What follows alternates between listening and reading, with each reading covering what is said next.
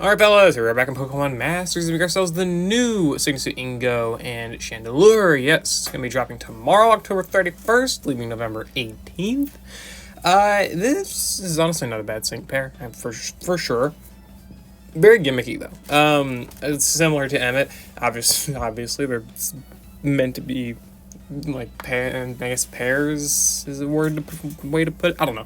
Anyway, whatever. I mean, this guy is good. I don't think he's a necessary pull by any means, but he's definitely a character that you could like make good usage of. And I do like the new infographic design by Lost Mode here. Got over here at the side here the Super Awakening level up stuff. He's got the Super Awakening passive here. I guess that's not a bad way to look at it, frankly. Oh wow, I got the max move, the buddy move, and the Super Awakening symbols there. That's funny. Anyway, whatever, let's go ahead and look at this guy. So, Pokefair character, as we know, he's Ghost Sprint with Attack EX roll. I don't think Ghost is a type that really cares too much about having, like, Sprint and whatnot. Like, there are certain types that obviously, like, kind of can't appreciate Sync Acceleration and Sync Ramping. Like, obviously all types can. But Ghost has never really been one of those types that's really, like, cared or has like heavily invested much in sync acceleration. I mean, I don't think Ingo really changes that either. I think it's just more of a thing that he has. I think he would honestly just function better as a pure tech. I mean, most of the time that is the case anyway, but whatever. It's not a bad role combination. It's fine.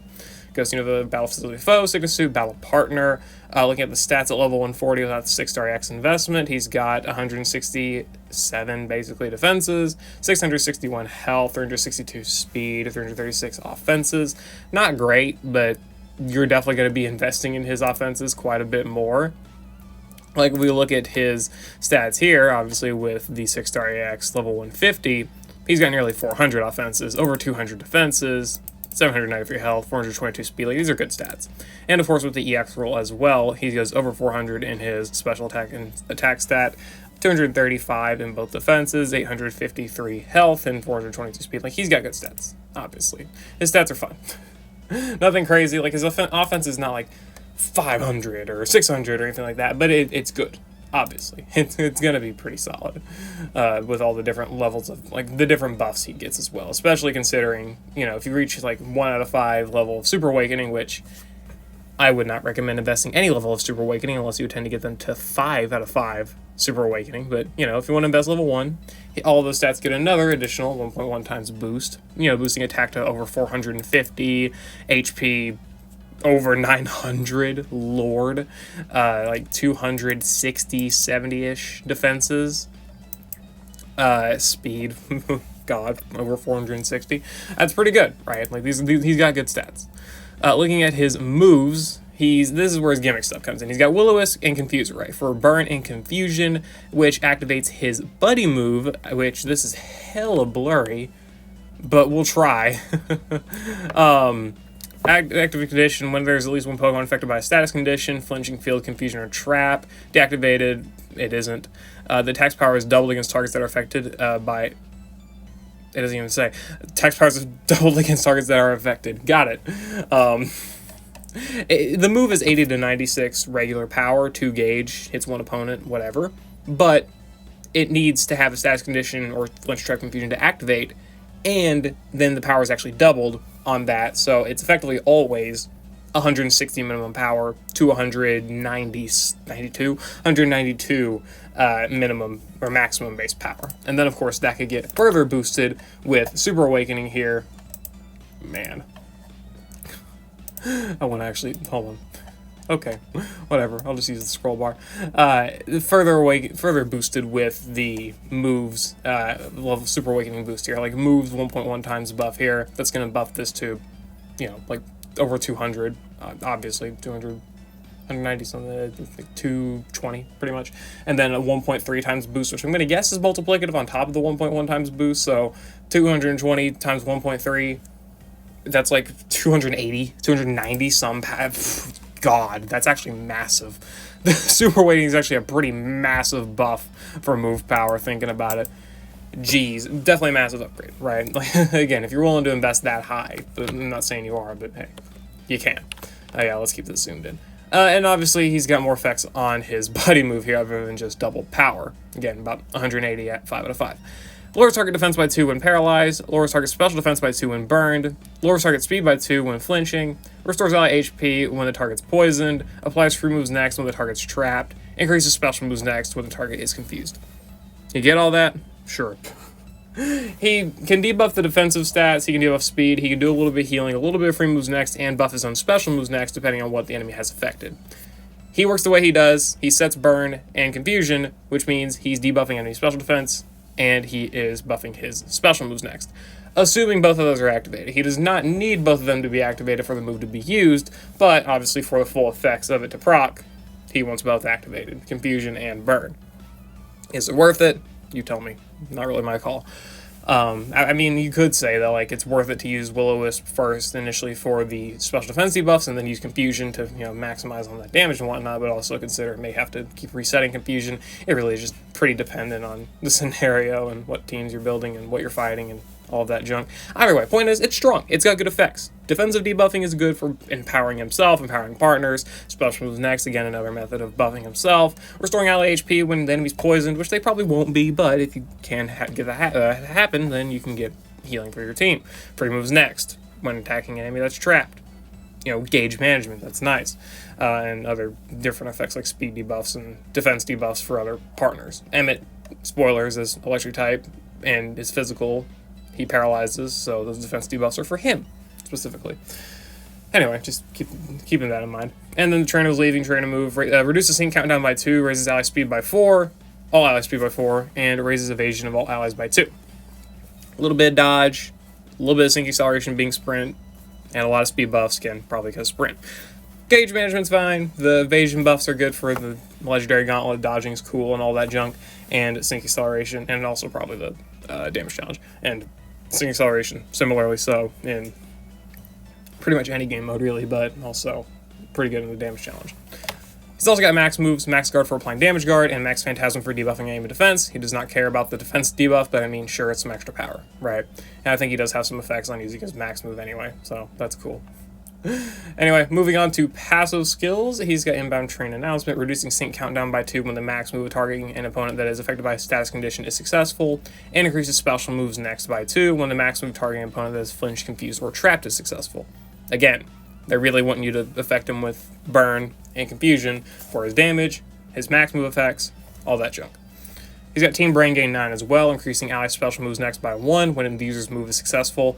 This is good. This is a good supportive ability and also good for enhancing his own damage. He's getting special moves next on using Hex. He can get +1 if the enemy is confused, which again he can set, and he gets another special moves next for himself and for the team, helping out partners like Costume Irida, Fall Iono, Costume Gardenia. Obviously Iono and Gardenia are less so characters that are okay, I don't know, doesn't want to do damage, she's just not good at it, so I guess it is good in that front. Those are more like utility characters, or more characters that would power up Ingo himself, but also they directly benefit from the special moves next, and are actually able to do some damage from that.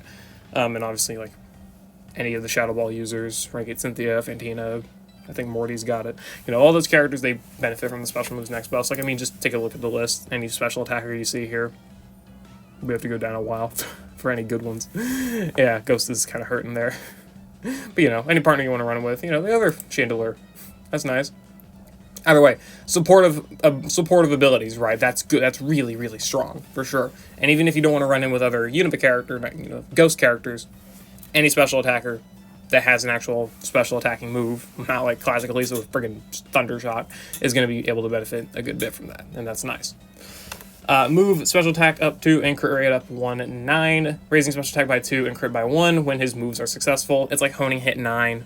Yeah, honing hit 9, but it's for the special side of things. So he's able to effectively buff his stats just by existing. You use a trainer move maybe.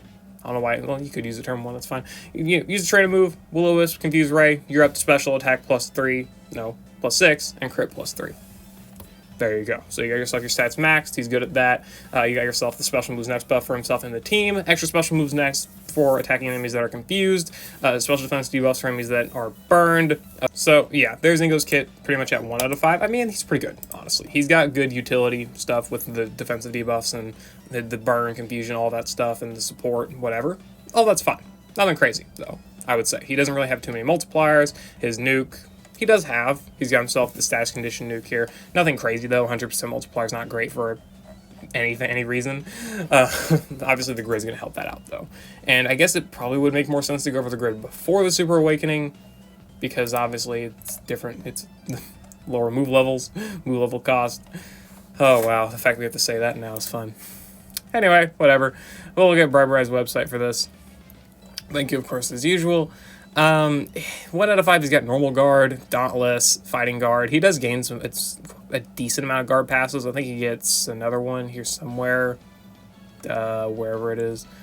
Yeah, fire guard here. He gets fire guard here at 2 out of 5. So I mean, he does get 3 different guard passes. So if you are facing enemies with those different types of moves, could be helpful. Pretty sure I mentioned, Cobalion having like Facade, Rock Smash, Sacred Sword, all that junk. He could be good against Cobalion for that, or at least have a good effectiveness against Cobalion for having those guard passives. That's not bad. Other than that, 1 out of 5 is nothing crazy. 2 out of 5, he does get like gauge refresh stuff, trying to move MPR 1. If you want 20% chance for some extra evasion buffs, again, this is mostly for people who really want to fish in the Legendary Gauntlet, or, damage challenge as well. Like, damage challenge and Legendary Gauntlet probably mostly appreciate, they're the most that mostly appreciate the evasion buffs and the sync countdown. Not really sync countdown the Gauntlet, but the damage challenge, and the speed buffs as well, so that's more so why you would want to fish that low. I don't know why they gave it NPR 1. That's just... if someone's going to fish, they're going to fish. So, have fun. Quick Cure, Natural Remedy, I believe, as well. So if you do need those status condition and status change removals, it's got them.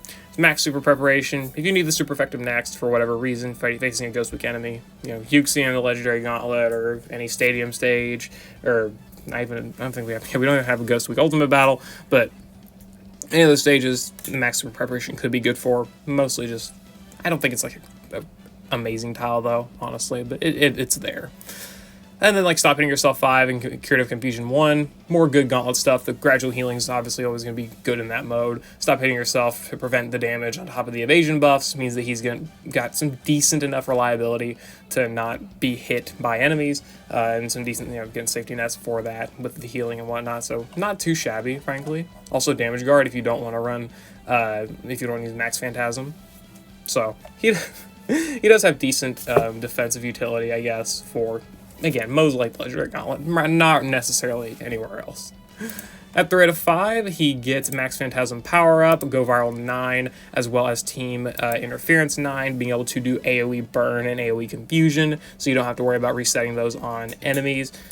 Granted, with this, Confusion, it's going to have to reset anyway because it's a thing that runs out after a while, sadly. I guess not sadly for us as players, getting freaking hit with confusion moves. But either way, you're able to do AoE, confusion, and burn, though I'm not sure if I would trust being able to pick these up a lot of the time just due to there being better tiles, such as Brain Power, Fuzzy Strike 3, which is actually a 2 out of 5 tile that I failed to mention, so keep that in mind. These are 2 more multipliers, 130% extra multipliers here, on top of the 100% innate with the enemies being affected by a status condition. He has a really solid nuke now. I mean, it's single target, of course, but it's still pretty good. Does it outdo Cynthia? No. Sorry, why was I kidding myself? No, it doesn't outdo Cynthia, clearly. Yeah, I doubt it. I was thinking, like, maybe with the Super Awakening, but no, I really don't think so. I mean, it's a very low possibility. But, I mean, he does have the pretty solid single target sync nuke, being able to make abuse of, like, sync acceleration or whatever else. Again, not really better than most of these other techs in here, like Renegade Cynthia, and obviously AoE nuke with Irida's God is really good. Good, strong appliances, too. But, single target, sync countdown with it.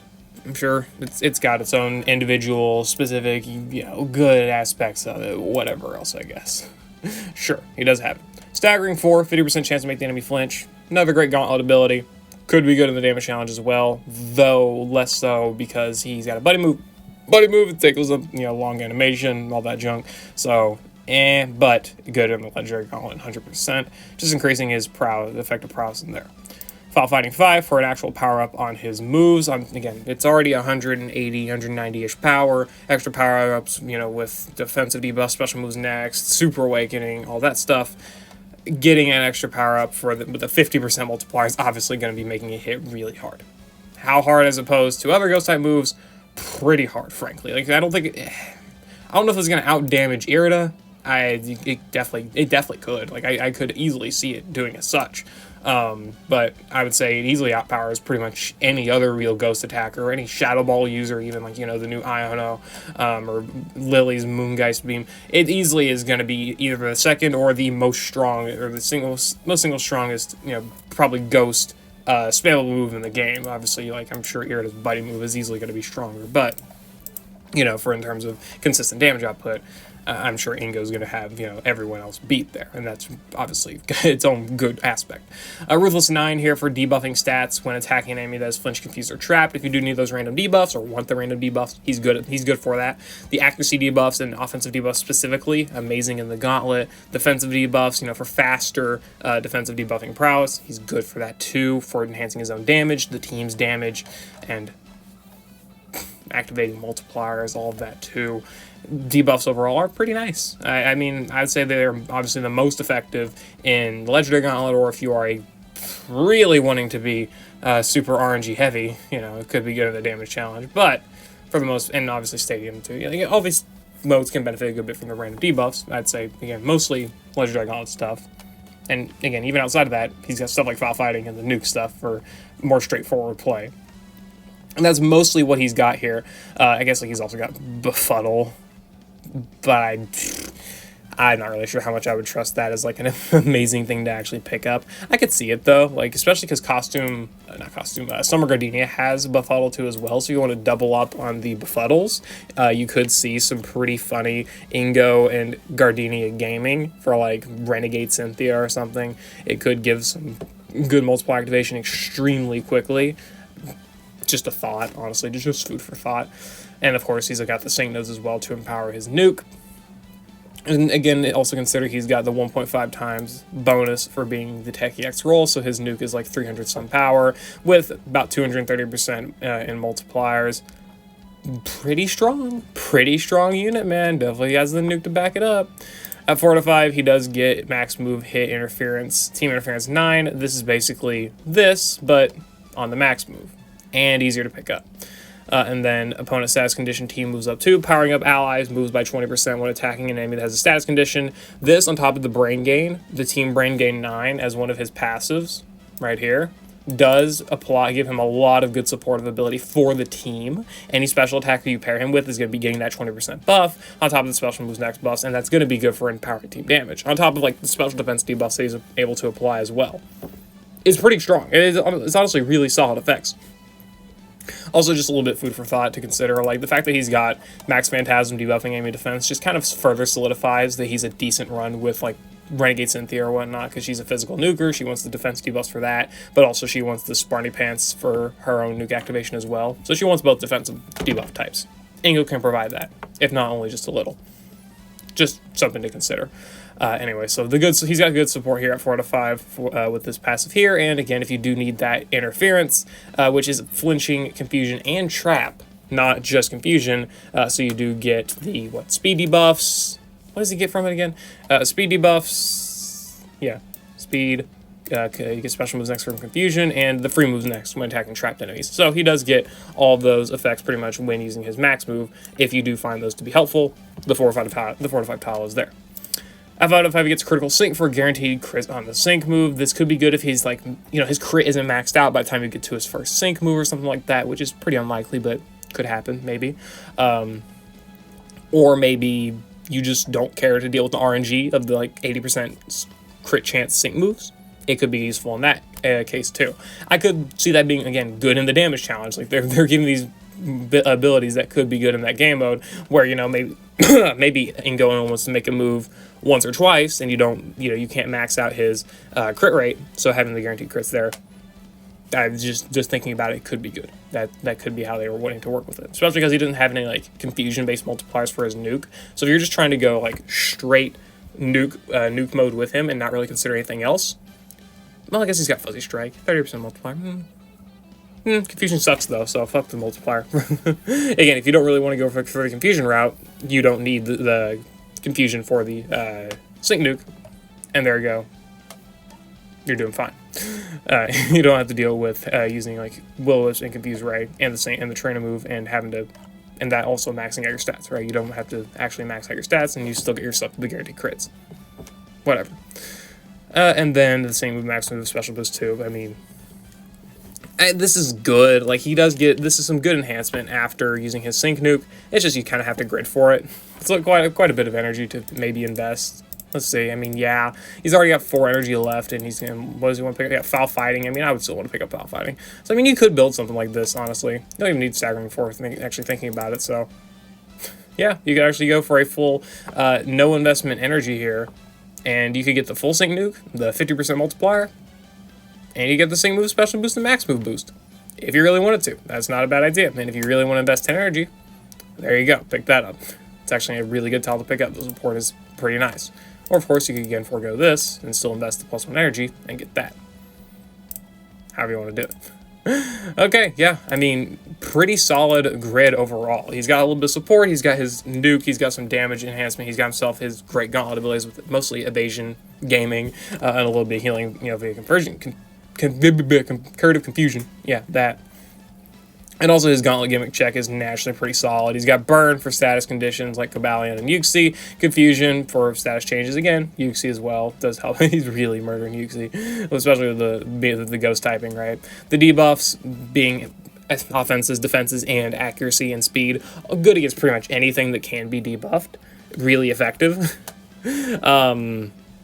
Mostly it, right? Like anything, he's got a lot of good dodge gaming that counters a lot of stages naturally, so the fact that he's got that, very, very helpful. And also having good damage output on top of good gauge management does make him very effective as a gauntlet character, even in duos, because he does have like speed management, attack debuffs for team sustainability, team move power-ups if you are using him with like another damage dealing character. Pretty good character. And then of course that mostly leaves us with the Super Awakening stuff. I mean, the 1.1 times stat buffs, I don't really need to go what his stats are exactly, but again, over 450 special attack, over 250, 60 defenses, over 900, over 930 like HP, 460 some speed. Like he's gonna have really good stats after the Super Awakening. And then what's even crazier is after the 2nd level and the 4th level of Super Awakening, he gets effectively 1.4 times extra move power, taking his 190 base power move effectively, at 5 out of 5, and boosting it up to 290 effectively. Like that's pretty damn. That's over Hyper Beam levels. Think about it. That's over Hyper Beam levels with multipliers. That's really strong. Like, Super Awakening is not a joke. It is not a joke at all. And, like, if we want to consider Hyper Beam itself with a Super Awakening buff, I actually want to think about that now. Good lord. Hyper Beam's going to be like a fucking 350 base power move, 360, 370. Jeez. Fuck you and your free shock, even though that's also going to be powered up. With the sync move and max move boost, the max move getting a 1.2 times power buff, that puts that, 480? Well, actually, no, 480. It'd be 480 times 580, pretty much about 570 really. Yeah, 570 max move power, and then with the EX roll, he gets to 360 power here with the extra 1.2 times buff on that. That gets boosted to like 440-ish. Yeah, and then of course at 5 out of 5. He gets the Super Awakening passive, which powers up sync moves against targets that are affected by a status condition. I do not know how much of a multiplier that is. That does, I would say that probably comfortably makes him the best single target nuker in the game. For not in general, but for Ghost, right? For Ghost, that probably makes him the single best single target nuker. And then he's got the zone here when he's in the max move and extending Ghost Zone, so he can actually be self-sufficient without having to run right against Cynthia at all, even though he does kind of prefer, I would say he prefers a Ghost Zone setter somewhere on the team, whether it be Cynthia or Gardenia or whatever else, right? I'd say he probably wants that, but the fact that he can set Ghost Zone as well just helps out. It just helps out even more.